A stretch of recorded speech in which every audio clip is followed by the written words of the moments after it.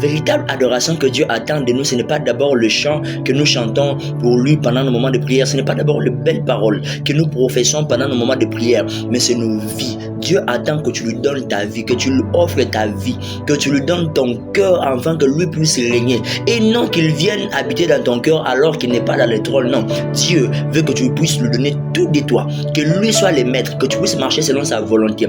En réalité, tu adoreras mieux le Seigneur lorsque toute ta vie est à Dieu, lorsque Dieu dirige ta vie. Frère, les belles paroles que tu dis en prière, ce n'est pas ça la véritable adoration. Le chant que tu chantes, que tu penses que pendant que je chante, j'adore le Seigneur, c'est ça adorer. Non, ce n'est pas ça adorer. Parce qu'aussi longtemps que tu es encore maître de ta vie, tu n'as pas encore commencé à adorer Dieu. Aussi longtemps que tes désirs continuent à dominer avant les désirs de Dieu, tu n'as pas encore commencé à adorer Dieu. Aussi longtemps que tes volontés personnelles passent avant les volontés de Dieu, tu n'as pas encore commencé à adorer Dieu. Les choses de Dieu doivent être au-dessus de toutes tes choses, de tous tes désirs. Dieu doit passer avant tout et ta vie doit être alignée selon le modèle parfait qui est Christ. Ta vie doit être alignée sur la volonté de Christ. Ainsi tu adoreras mieux le Seigneur. Mais aussi longtemps que tu continues toujours à adorer juste par la bouche et que ta vie n'est pas donnée totalement à Dieu, tu es en train d'adorer par les lèvres. Dieu n'attend pas une adoration par les lèvres, mais par des actes.